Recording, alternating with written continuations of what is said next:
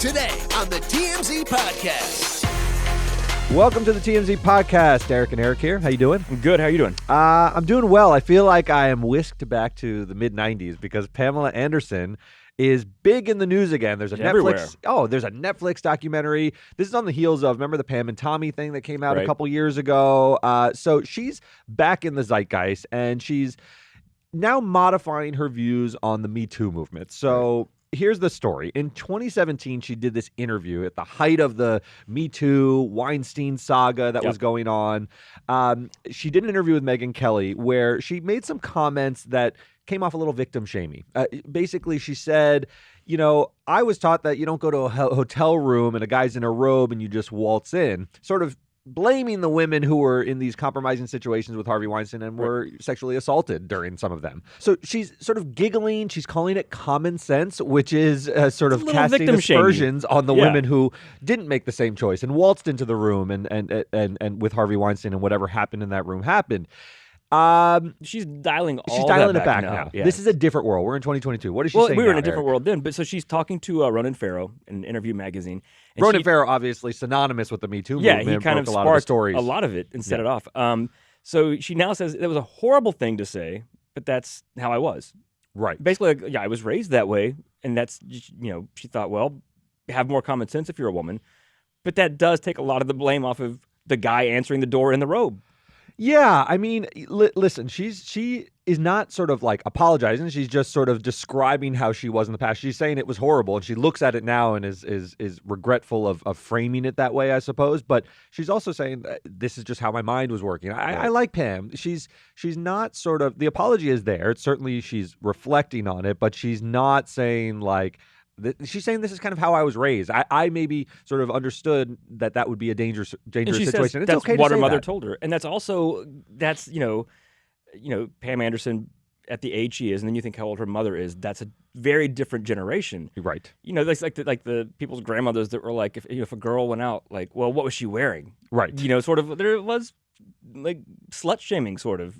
Sure. For guys being the aggressors. It's like, well, what did the woman do? That's right. And that was a whole generation was raised that way. That's right. And look, I think it's okay for her maybe to say, I navigated it differently and talk about her own experience. Maybe her mother gave her some warnings. She was able to navigate through a world that was aligned against her, and she did it safely. And I think it's okay for her to say, to me, it was common sense not to go in with the guy with the robe, but you can't say it sort of more generally. Yeah, the problem is she might have been equipped for that, but not everyone was, and it doesn't make it their fault that they weren't. No, and also that does sort of, framing it that way, it does sort of put it on the women. Like, it's like, why did you go in? Not, why did he answer the door in a robe? Like, that's the other part. Yeah, which is much more obvious. Like, who is the bad actor here? The person who was assaulted or the person who assaulted? Just showed up for a job, or the person who had some nefarious purposes. It is interesting, like you said, that Ronan Farrow sort of kickstarted the Me Too movement. Yeah. And now Pam, sitting face-to-face to him, talking to him, she goes on to say, thank God for the Me Too movement, because things have changed and people are much more careful and respectful.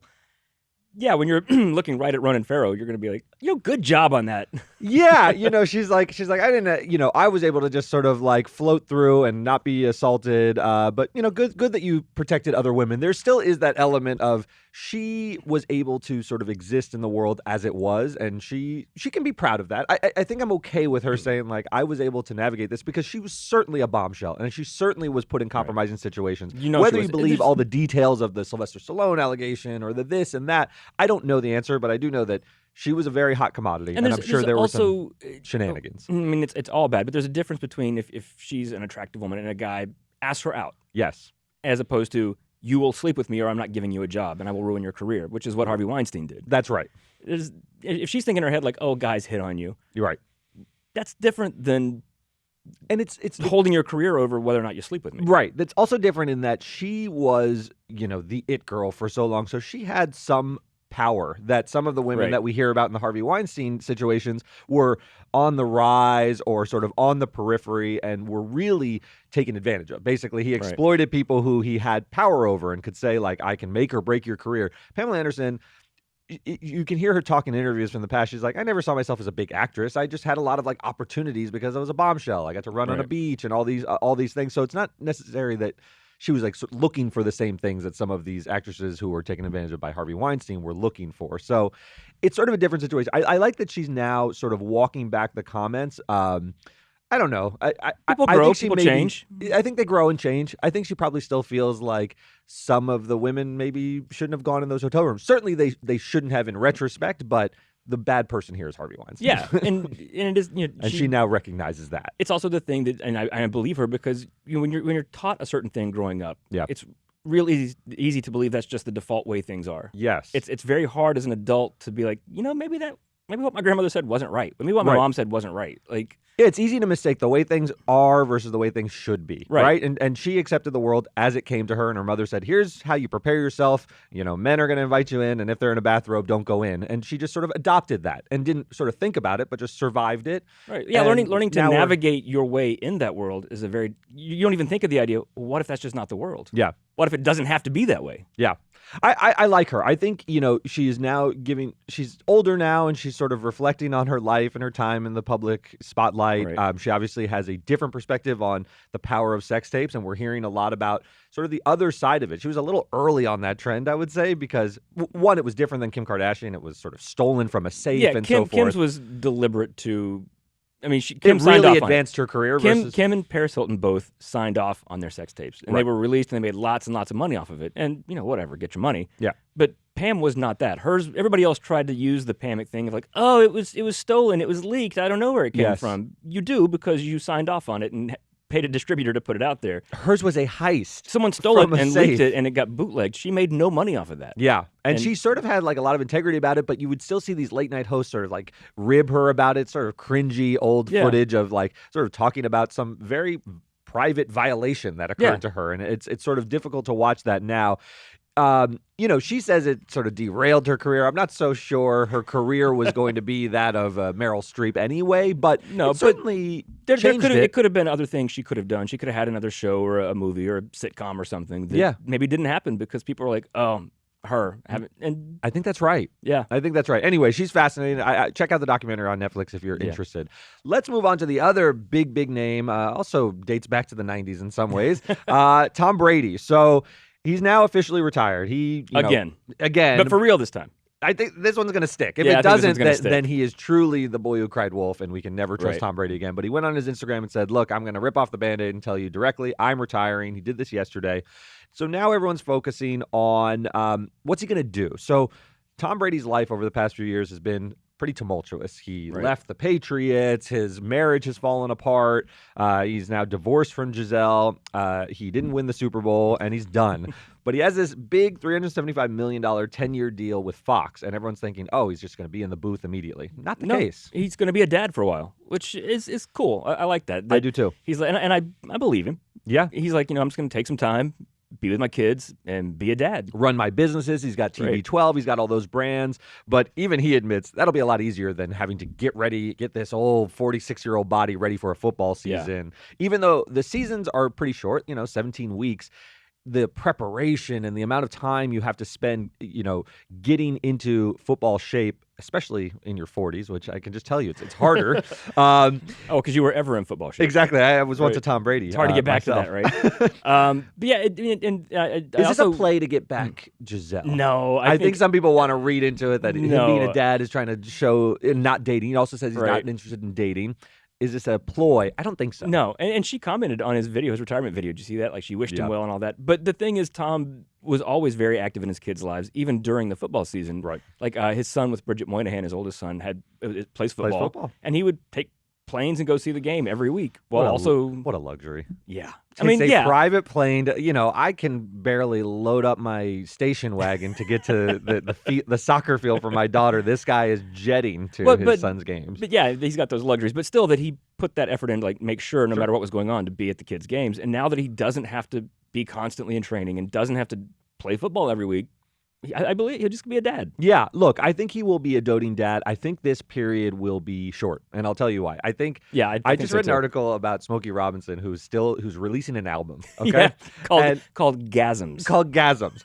And they were asked, like, look, Smokey, you are an absolute legend. You are who you are. Like, why are you still doing this? And he said, I tried to retire, and I did it for 3 years, decades ago, and I was climbing the walls.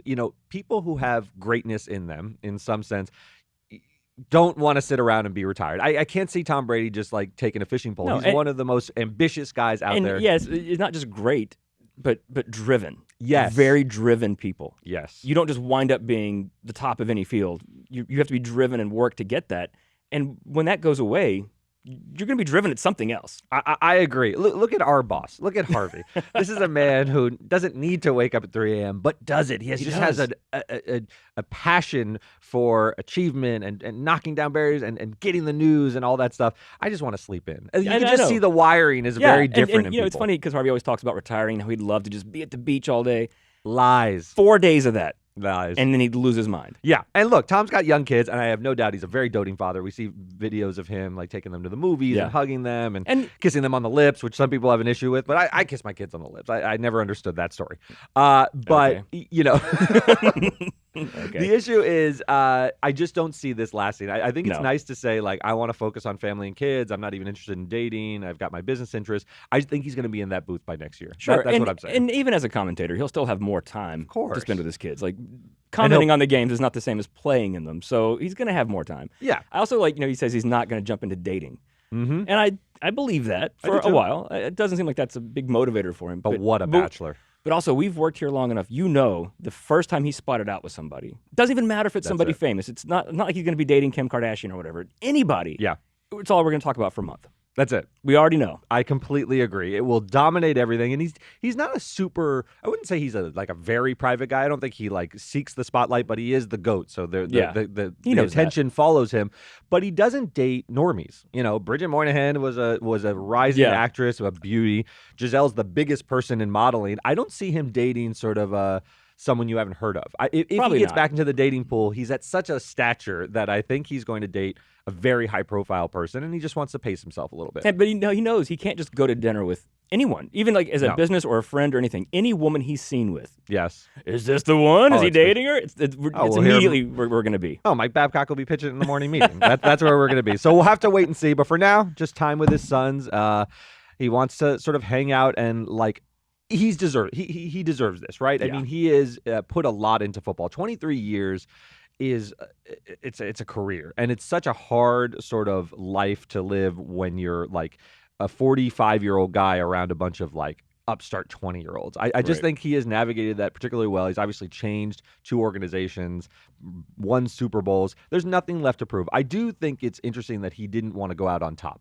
Well, I think he did. I think he did. But did he see that window sort of like close on him and he couldn't do it? Is that why he's walking away? Yeah, like it might just be diminishing returns. Yeah. Like he had a good season though. He's like the 3rd best quarterback in the league by statistics. So, but if he thinks that's just going to maybe get worse, then why keep coming back? Yeah, some of them can't walk away. Michael Jordan famously went to the Wizards while his skills were declining. And he shouldn't have. Yeah. And I don't think it tarnished his legacy. I think now people look at Michael Jordan as like, he did those years on the Wizards, but we still think of him as the greatest. And that I think younger people don't even realize. They don't even remember it. They don't even know he did those other those like post-career, back-career kind of things. It's just, Michael Jordan and the Bulls. That's it. He's that guy. The TikTok videos are the Bulls videos. No one posted the TikTok like remembrances of his time with the Wizards. You just remember the great things. Yeah, and I think Tom will enjoy that as well. And I think it's really opened the door to these guys staying a little bit too long because they realize legacy is locked. It's basically I won these 6 Super Bowl rings with the Patriots. Nothing's going to take that away. Even if I go to Tampa and fall on my face, which he didn't. He won a Super Bowl in Tampa Bay, so he really is like pretty etched in there.